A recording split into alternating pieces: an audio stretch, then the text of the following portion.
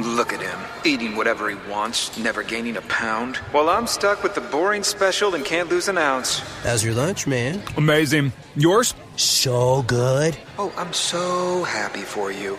Cool, buddy. Weight loss isn't fair, but Mochi Health is. The affordable GLP-1 source that can fix your frustration with food. So, same time next week? No! Definitely. And your friends. Learn more at joinmochi.com. Mochi members have access to licensed physicians and nutritionists. Results may vary. Breaking news for your home. Way Day. Wayfair's big sale is almost here, and you can score the best deals in home.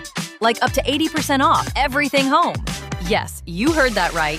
80% off with free shipping on everything. Plus surprise flash deals all Way Day long. We're talking outdoor furniture and essentials, rugs, and more. All at Wayfair, and all up to 80% off during Way Day. Shop Wayfair's Way Day from April 25th through 27th. Wayfair, every style, every home.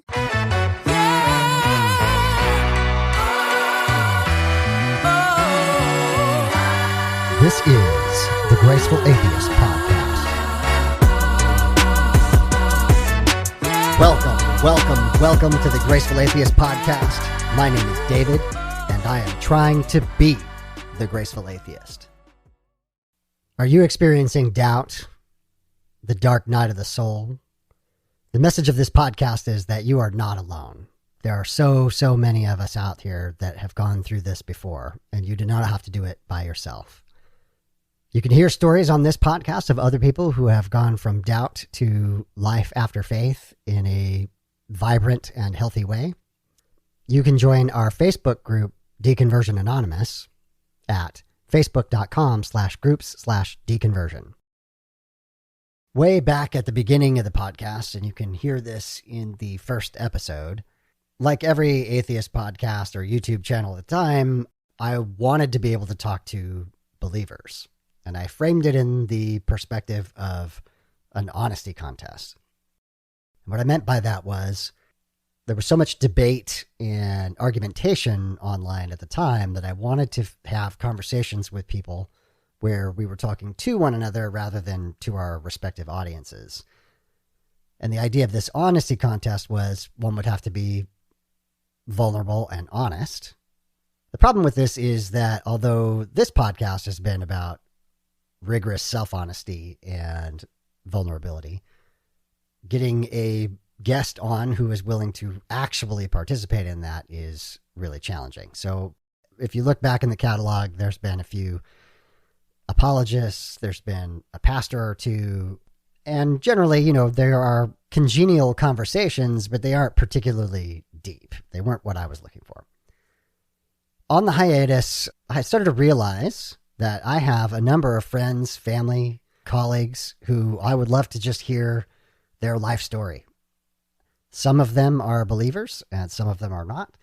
So I'm going to do a number of episodes with people that I know in real life who I think their stories are worth listening to. My first guest in this series is one of my best friends, Mark Anthony Diaz. Mark is very much a believer. You're going to hear that. Crucially, he's one of the believers who stuck with me through my deconversion. We are still friends. We still care for each other. And although I didn't hammer this point of an honesty contest with Mark, he really delivered.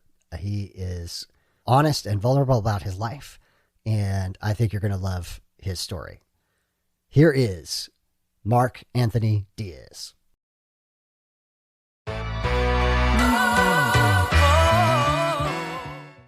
Mark Anthony Diaz, welcome to the Graceful Atheist Podcast. Thank you. I'm glad to be here. For the audience who doesn't know, you and I have been friends since, I believe, second grade. Yes. so you and I think, are closer to brothers in many ways. We spent a lot of time together. We love each other as brothers. And I was really excited to get a chance to have you tell your life story. So I'm trying something new on the podcast here of just bringing some friends and family in. And I'm sure there are like parts of your story that I don't know, but I am convinced that just someone telling their story is really powerful, really effective. And people out in the world will hear your story and hear something that they recognize in their own lives. So that's what we're here to do. So I know some of the story after second grade, but where we're going to start is before that. What don't I know? Like, what was it like growing up for you? Obviously, kind of the theme of the podcast is your religious experience. I was born at a very young age to be in a hospital next to my mother. I grew up in a home with an older brother and younger sister. I was a middle child. I was sick a lot. I had asthma, and with that, it was bronchial asthma, and I was always going in and out of hospitals with my lungs and stuff. But since I've gotten older, it's gotten much better. So I spent a lot of time alone and in a foreign place trying to breathe.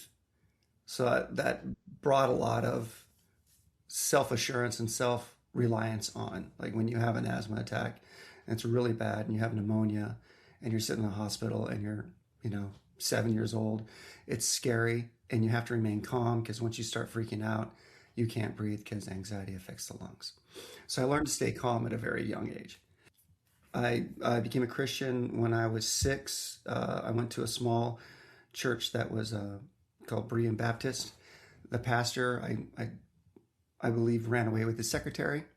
But before he did that, he gave a what do they call it, a benediction every time.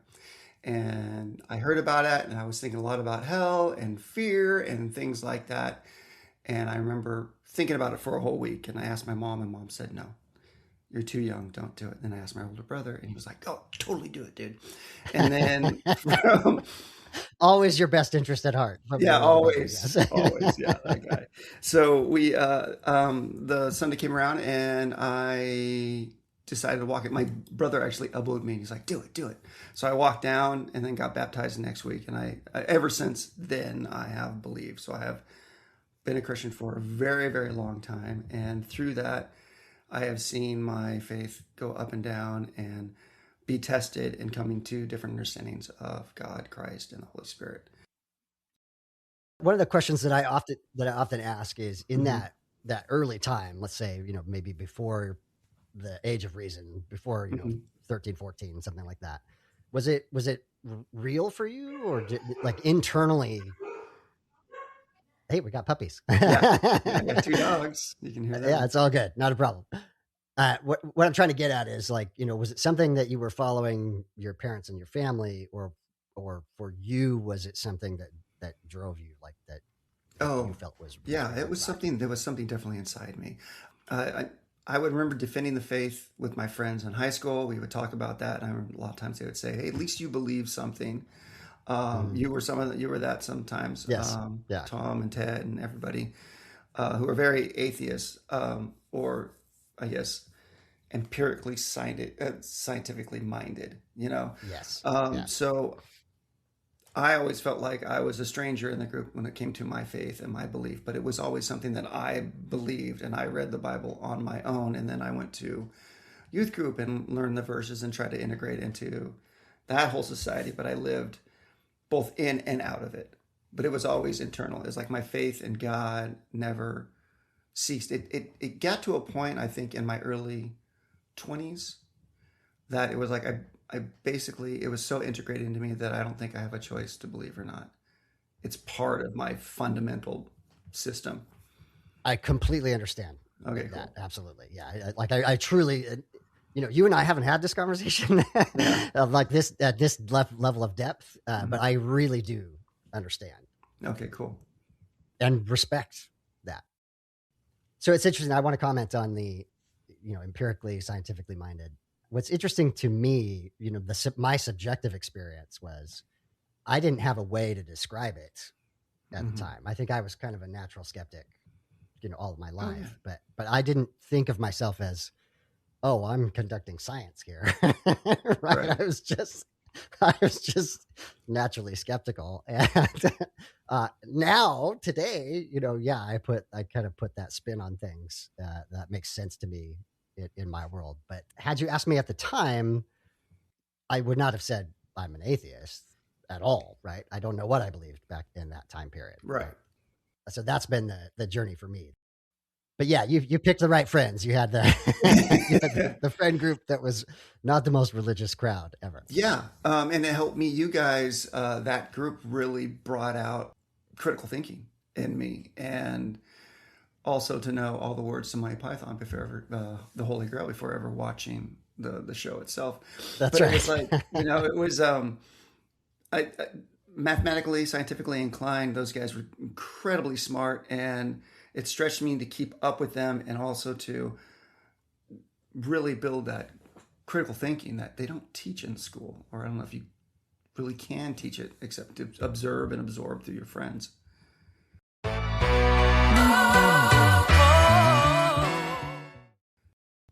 So another thing that you mentioned was youth group.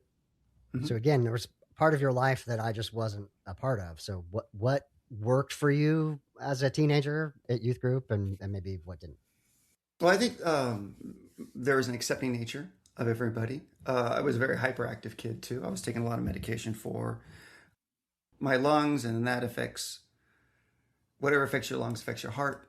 And so my heart was always beating faster, and I was naturally energetic to the point now that I'm older. Well, I'll tell you what, I was so hyperactive that I was grateful when I got sick because it slowed me down to the normal level of everybody else. That's when I felt the most normal.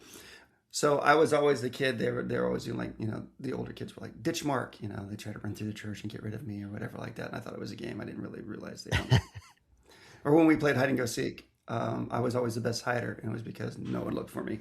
I'd come back in my house, and everybody would be watching Scooby Doo. But there was a core group of my age that was very accepting and just brought me in, and it was a very nice, kind group and focused on God. More so than that, I've found this with these guys who have since gone on to do missionary work and pastoral work and stuff from this group of ours that I haven't found in other youth groups that I've attended or helped lead and stuff like that, where they break up and go apart. But that core group was really into God, and I feel that I could feel that now and see that at the end of our lives now, where they've gone and how they've operated that. But they grew up in the church, where I grew up in faith, but outside the church, if that makes sense.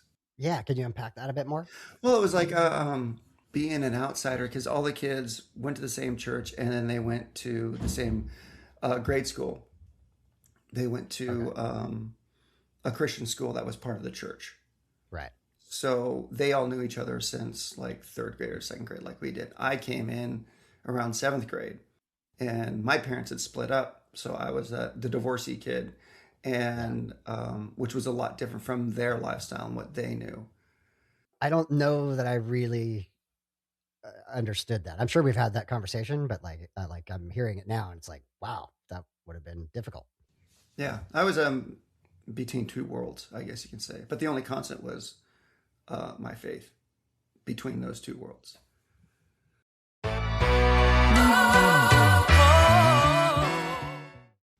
You mentioned leading, so if we jump forward to my time as a youth pastor, sure. And I joked with you that we can talk about what an ass I was. What was your experience of that time when we were at assembly and trying to lead youth groups? What was that like for you? It was weird. I enjoyed it. I ended up finding my own niche in the Action House, where I would do a lot of the plays and stuff like that. And that was usually when you were gone. You were definitely the golden child.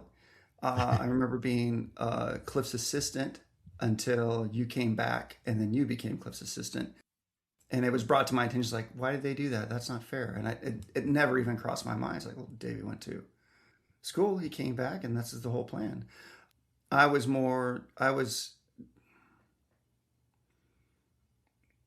don't know. There was a lot going on that time. I was working like 3 jobs. I was trying to go to school, and I was doing all the stuff in the church. I have a pervading feeling through most of my life, probably until the last several years, last 3 years or so, of this constant feeling of you're doing it wrong. Mm. And it was, you're doing it wrong in friendships, you're doing it wrong at job, you're doing it wrong in school, you're doing it wrong in everything. Even in my faith, you're just doing it wrong. So I think that's a lot of how I felt. It was one of the happiest times of my life, despite all the work in the school and everything like that. But it was weird. I made weird relationship decisions. Just trying to sort my way through that time and feeling like I was always making poor decisions. And I look back now and say, yeah, they were poor decisions, and I probably wouldn't have acted the same way as I did back then, if that makes sense. Yeah, I mean, I it's funny. I have, obviously a weird view of that time in my life too. I feel like assembly in particular was a bit infantilizing, treating us like children when we were adults. And Action House, I maybe should have you describe it. What was Action House for people who have no idea what you're talking Action House was so weird and so cool at the same time. It was a monthly thing on a Saturday night where we put on performances, and we do these, like, I think they called them like live music videos, where I would get up on stage and I'd lip sync a song, and they would have performances behind it. Then we had dancers, and then we had skits, and it was meant to be a time where kids could to do something else, to come in and have people enjoy themselves and be entertained, and then hear a message from God. Yeah. And we did that for like 2-3 years or something like that. Yeah, it went on for a while. Yeah. But I got to act, and that was a lot of fun. I really enjoyed. I felt like it was fun. I enjoyed it, but it was weird. It was definitely 80s style lights and music and scene action and stuff. One of the things that I comment about these days is, what is hard to find in the secular world is a place where you can use whatever your talents or your interests are. So, like, you want to act, you want to be in a skit, you want to do some comedy, you enjoy putting on a show, what have you. You want to try to do some comedy. That's right. Yeah. You try. Yeah. But as an adult, outside of that church context, there really aren't opportunities to do that. Like if you're a singer, right? Where do you get to sing? Right. Outside of that context, and that is something I think that was actually really good. It was an opportunity for people to participate, to do stuff. Oh, absolutely. And I went on acting after that too. I did several plays and stuff, and nice, yeah. Starred in nurse training videos, things like that. Very cool. Yeah.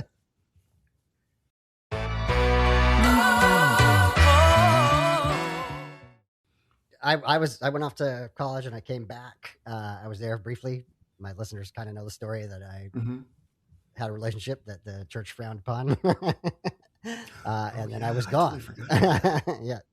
That was a big deal for me, right? Like that was a defining moment in my life, because that was not the end of faith for me. Like I was absolutely still in, but it definitely changed the trajectory of my life. So I'm curious, after that point, I don't even really know where you were at that point. I think, I don't know if you want to talk about this, but like, I think you had an accident in here at some point. I was in traction.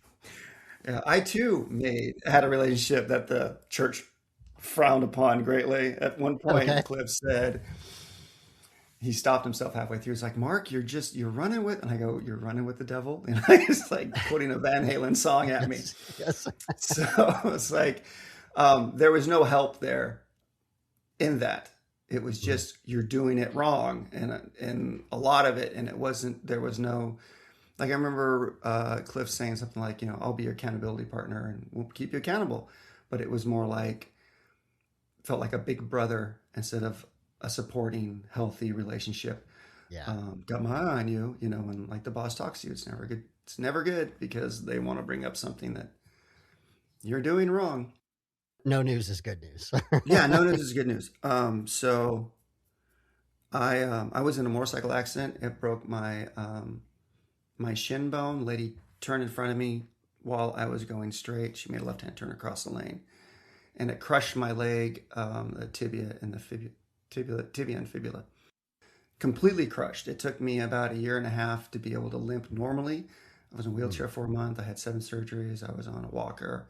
I was on crutches. I used a cane for over a year. And during that time, okay, I'm going to share this.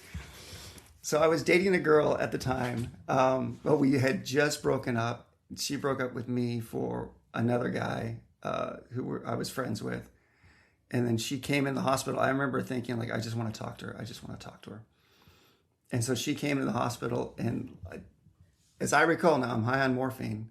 I was in there for 2 weeks, but she goes, don't even think I'm going to feel sorry for you and get back together again, because this is over. I was like, and my mom was in the room, and I'm like, ouch. Yeah, that was like class act. So she bailed, and then during that time, I had several of my ex-girlfriends come and revisit me, and I'm like, I think I was 29 at the time, 28, 29 years old. And that was a real, just like, here, I don't know if they came to gloat or pity or what, but it was very, very awkward to be trapped with bars sticking out of your legs to stabilize it so it doesn't like fall off your body, and have women who have some type of beef with you come into the room and talk to you while you're high on morphine. It was a bad trip. So there was that. And then I went by myself. I ended up having to stay with my mom because I didn't have any income then, because I couldn't work anymore. And I ended up getting Social Security disability because I couldn't work. And then I moved out shortly after that because my mom, God rest her soul, was just a toxic person to live with. And so I ended up doing the rest of my healing, living in a studio apartment in, San Luis Obispo. But during that time, I watched a ton of Simpson cartoons. And then when I got bored with that, I ended up learning how to play the guitar and writing the book. Or writing a portion of the book. But it was a time of just isolation. But I felt, it felt very, very alone, because you came and saw me once. And then no one else from the church that I spent years with ever rang me at all. Yeah. So you felt abandoned. I lost a community. I lost tons of stuff. But yeah, it was a trying time.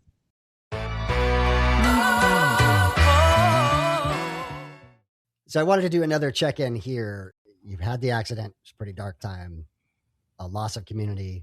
People you thought were supportive weren't quite as supportive, including me. Mm-hmm. What was your relationship with God like at that time? Not so great. I know I believe, but I wasn't actively. I always have an open dialogue with God. It was like how I prayed. I just talked and talked. But it wasn't like it is now, where I'm growing, pursuing, and learning. So it was a dark time, and that lasted for a while, up until, I guess maybe like 6-7 years ago. I would try to go to church, but I, not always. Didn't. My wife's job took us to, when I met her, back in early 2000s, went to Colorado, didn't have a church to get to. And I was really, really gun shy about going to church because, how it all collapsed before.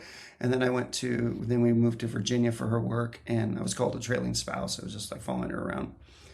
And I went to church a couple of times, but I would always talk to God, and I would talk about to God. And then I really talk about God when I started drinking, I would like get a buzz on it. It's just talk.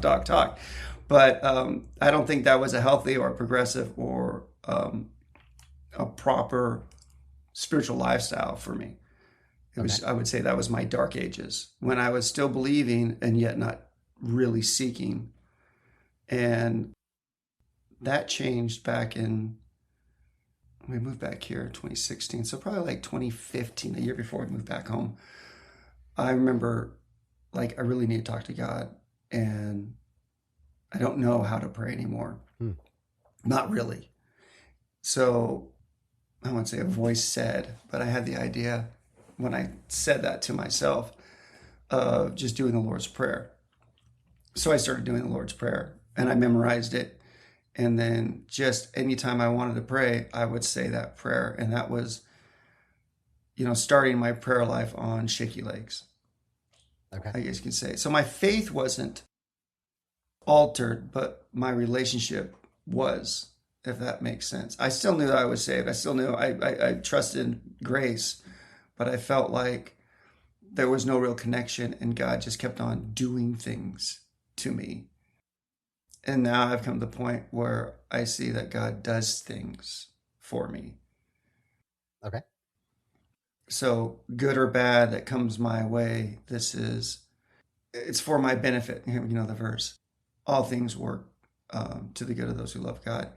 But I really started understanding that when I became a father and being like, no, you can't run the street. And all my son thinks of all the stuff he can't do. Instead of saying, don't touch that. It's hot. It's no, no, no, no, no. Instead of saying, I'm trying to guide you away from being harmed. I know in the Old Testament, a phrase that popped up over and over again during this time in my life was, so that it may go well with you. You know, these are the laws. So it goes well with you. It's over. It repeats throughout the Old Testament. And it's like, I felt like God is saying to me, as I would say to my son, just do what you're told and trust me. And, you know, he's 14 now, and I'm still saying that to him. Just trust me, dude. I know what I'm have talking adult about. children. It never changes. Yeah. It never changes. Oh, great. Yeah, I'm afraid to tell you. Yeah, maybe when they hit 30, we'll see how that. Maybe.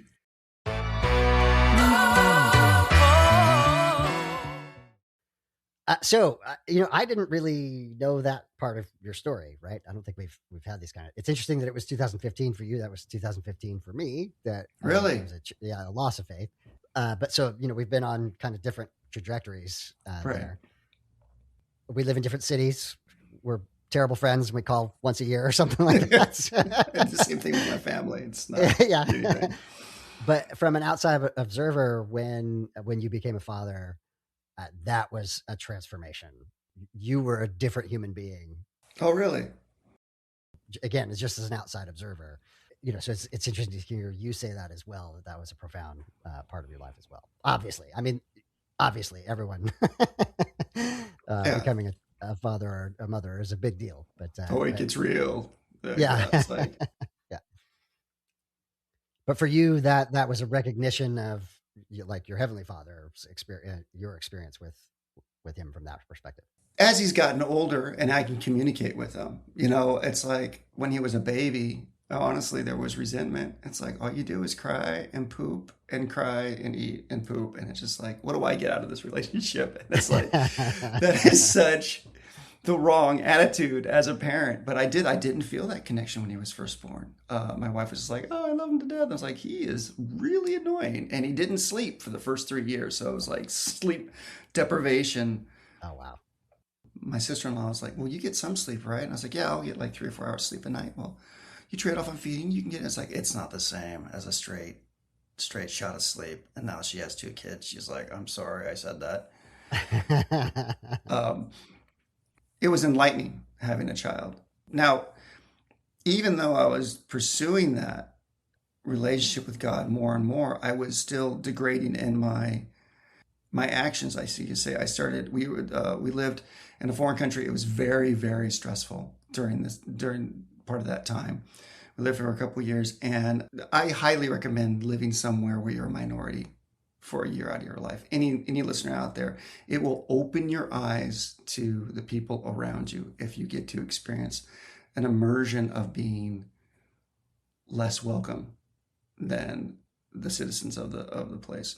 So that was an eye-opener, and that was growth. But, you know, growth comes a lot of times through pain and hardship and working through that. I dodged a lot of the pain, or tried to avoid a lot of the pain, by drinking. I started drinking more seriously, to the point where it was affecting my life. I mean, I wouldn't go so far as to call myself a high-functioning alcoholic, but it did.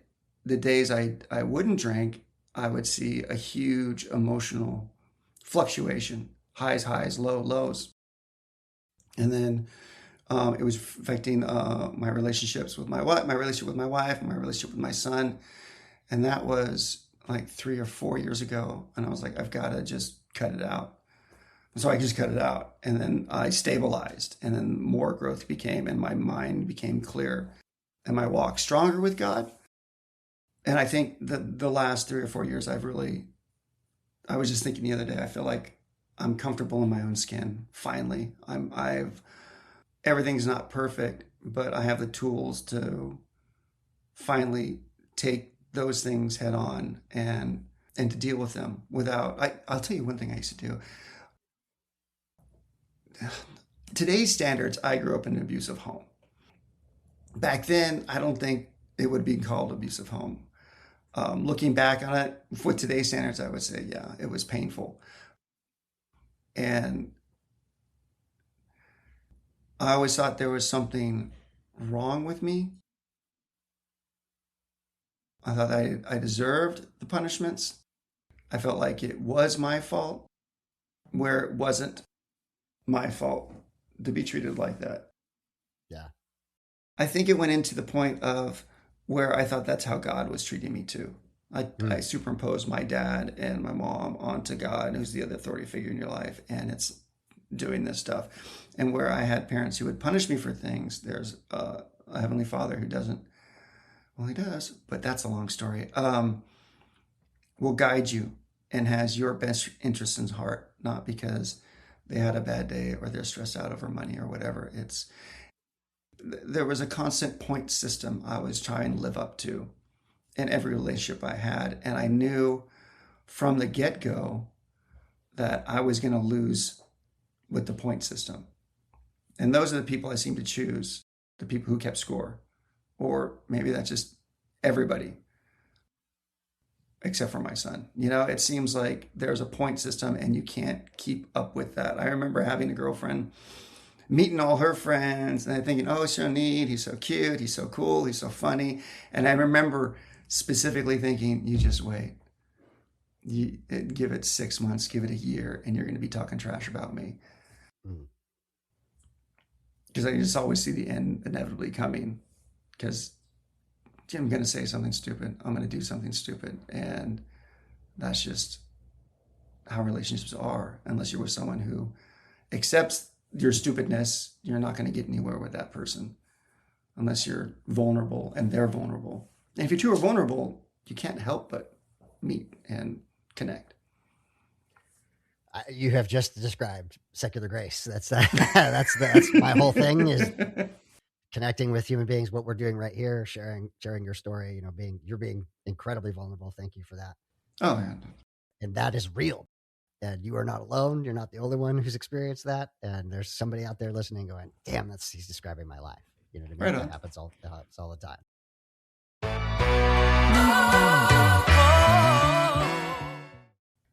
I guess I'd like to hear about maybe how your beliefs have changed, or if they have. Let me start with that. Let's say from the assembly days to today, you no longer feel like God's keeping points in some way. No, not at all. And which is really interesting. You started opening my eyes about that, about grace. I never really understood grace. I was thinking about this the other day. There's such a frustration because I remember being 19 and like trying to read the Bible, reading it cover to cover, trying to understand stuff and just not getting it. And not knowing why my life kept on going downhill or not as good as I wanted it to be. And that was over and over again. I remember there's a guy at church, he doesn't remember, but he like reprimanded me at work back when I was 19 saying, what's going on? Why aren't you doing a good job? I was like, well, I don't drink. I don't do drugs. I go to church and I'm trying my hardest. I'm also working 2 other jobs and carrying 18 units.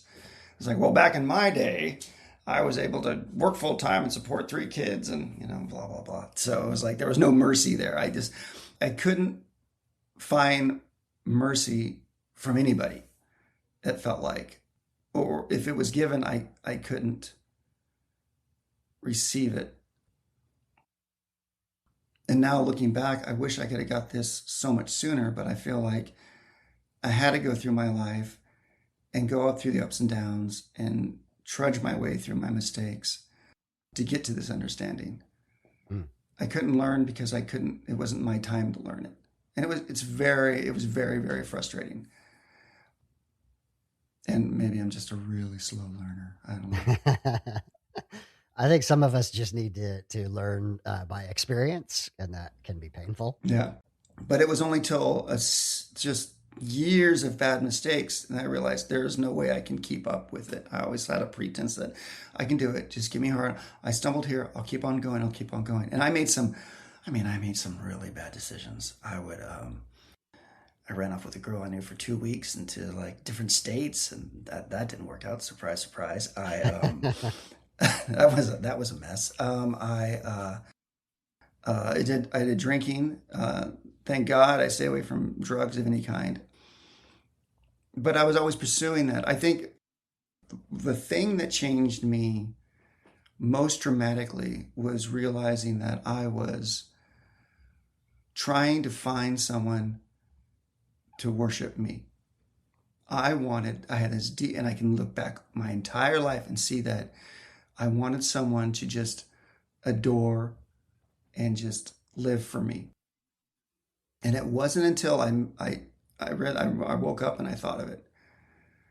And I was like, that's the point where things started changing for me, where I'm like, the focus is no longer on me.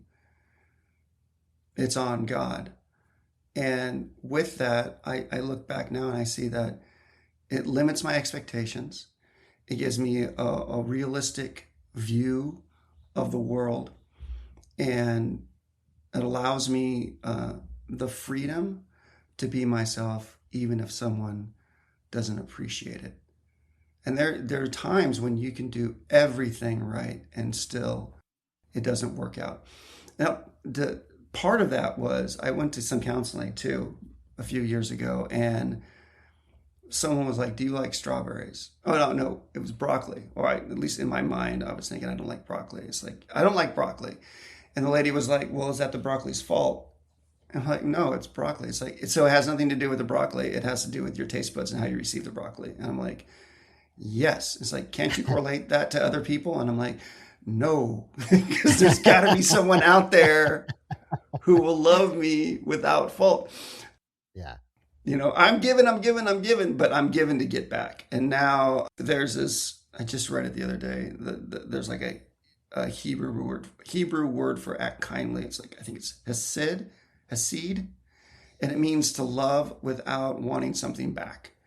So that's what I'm doing. You can even see it as my child, when my little baby, I was like, give me something, except you're just taking. And now I live my life with my relationships to give. And if I get something back in return, that's great. And if I don't, that's okay. I can live without that.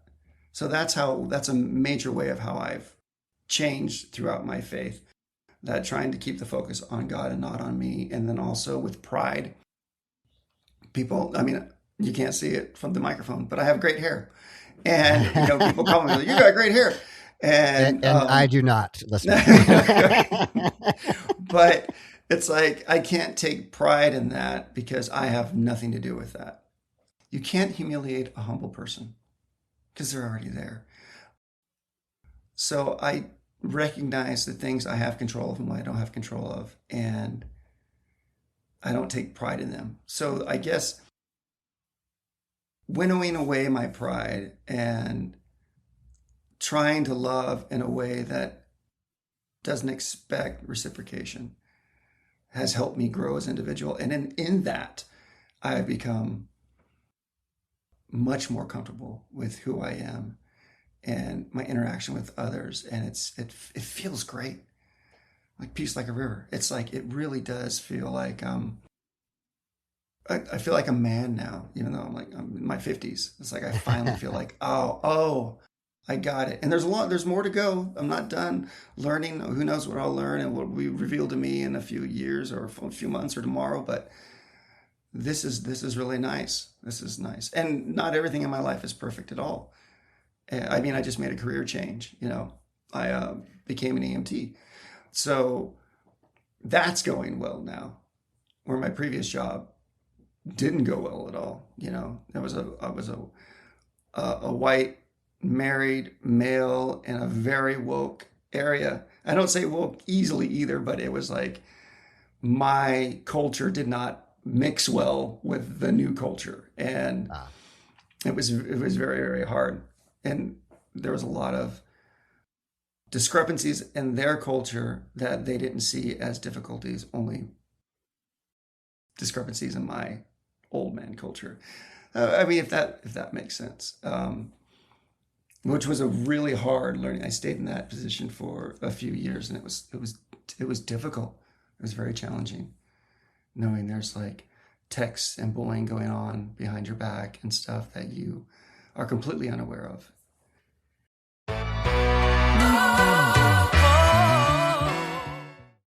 I'm glad you mentioned the change of career to the EMT.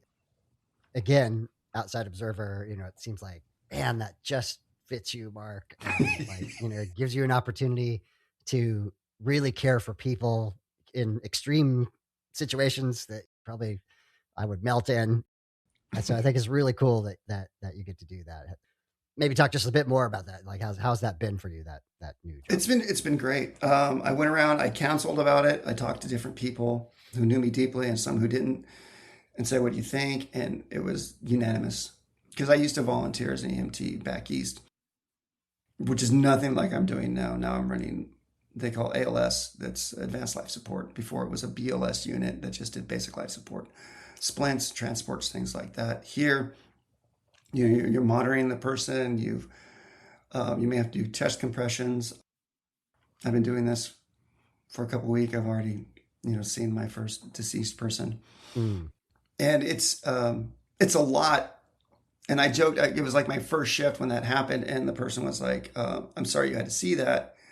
I'm like, "Oh, it's okay. I'm dead inside." And they laughed. And it's like, well, I'm not dead inside, but there is a click. It's very strange. And it's the first time I experienced that.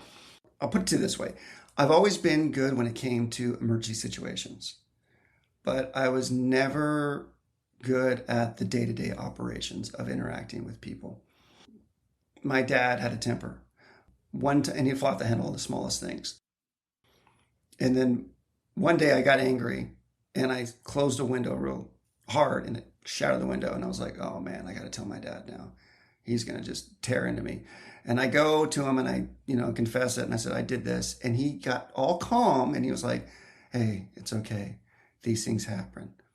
And that just blew my mind. It's like, that's how my dad is too. Emergency situations, dad was always good in, but when it came to the day-to-day rigmarole of life, he suffered and he didn't know how to interact with that. And I have that. And now I've gotten to the point where I can do the day-to-day and I can do and converse and act, semi-normally with people.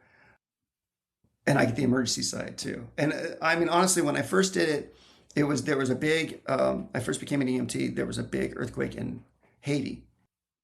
And I'm by myself with my wife in what could be a foreign country and on the East Coast from going on the West Coast. And I have no connection with anything except a job. And I don't want to do that. And I used to volunteer all the time, whether it was when we did karate or when we, working at the church and stuff. I like to volunteer. So she's like, want to do that? And I said, I should do that. So I did it. And I did it for a couple of years, 4 years or so.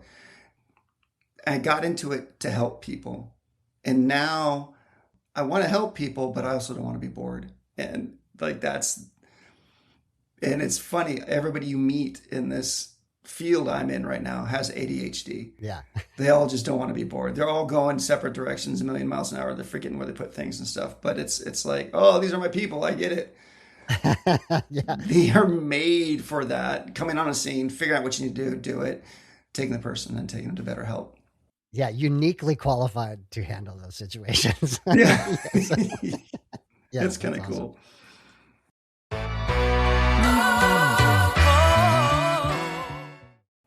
So, Mark, you hinted about this when we were teenagers in high school. I think you and I approach the world in kind of slightly different ways. It's actually very cool that we're friends. But what I'm setting up here is, I think that you tend to have some beliefs that I don't share. Mm-hmm. And I think it would be fun for us at some point in time in the future to do another episode about a subject that you come up with. I don't know what that will be, but Bigfoot, UFOs, yeah, those kinds of things. Something that you're passionate about. And sure. We can do the skeptic and believer thing with that if you would be interested in that. And I think that'd be a lot of fun. Sure. So I think that something that we can do for maybe another podcast here in the future. Okay. Any thoughts on that? Is that something you want to do or no?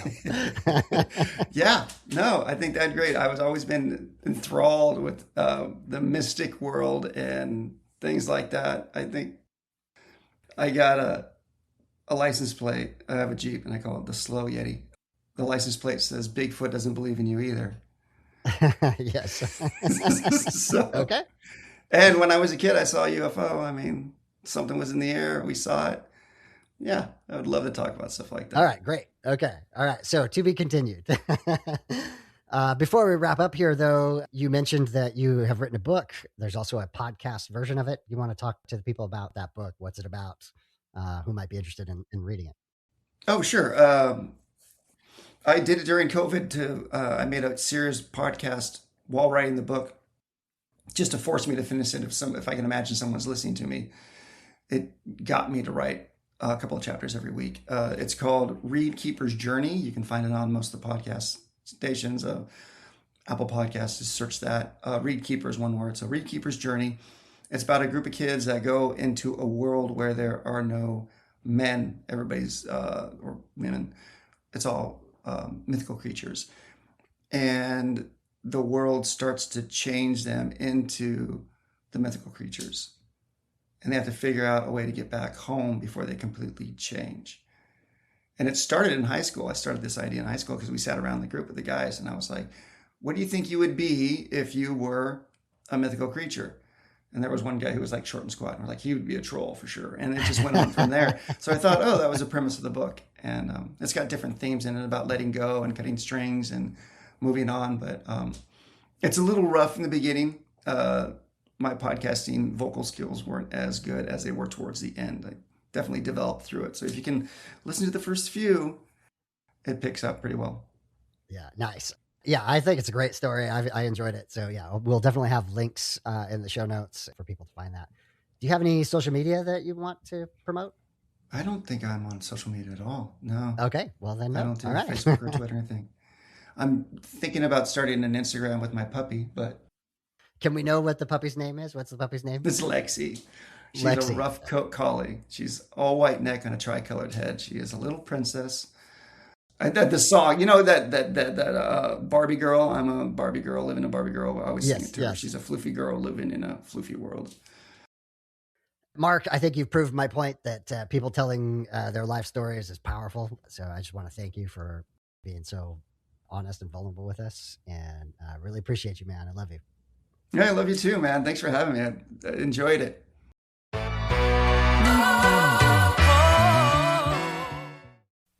Final thoughts on the episode.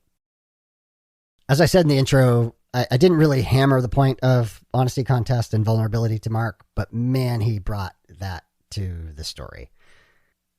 I mostly wanted to listen and let him tell his story, and now I get to comment on a few things. First, I am surprised by how much we have in common. I had forgotten that Mark felt like an outsider at the youth group that he attended when he was younger. He pointed out that he grew up with faith, but not in the church. And so he was with a bunch of people who were raised in the church. I had a similar experience when I came to Christianity, not having lived in the church, not having grown up in it, and coming to church seriously for the first time and being an outsider. So it's interesting that we had that common experience and we have never talked about that. The other thing I really appreciated about Mark's story is he is honest about the times where things were dark, either because of his choices or his experience of God. The quote that leapt out at me was, "There was no real connection, and God kept on doing things to me. And now I have come to the point where I see God does things for me." Again, I feel like that's truly honest and beautiful. And I'm glad that things have turned around for Mark. As I mentioned in the interview, I think Mark and I will go on to do a couple more episodes on topics that he is interested in. In this conversation, I was just here to listen. In a conversation where we are maybe in more of a debate setting, I will be a bit more aggressive, but always hopefully friendly, and hopefully we can make things funny. So we're looking forward to that. We'll see if there's an appetite for that. I want to thank Mark for being on the podcast, for sharing his life story, for being honest with us. Thank you, Mark. Love you as a brother.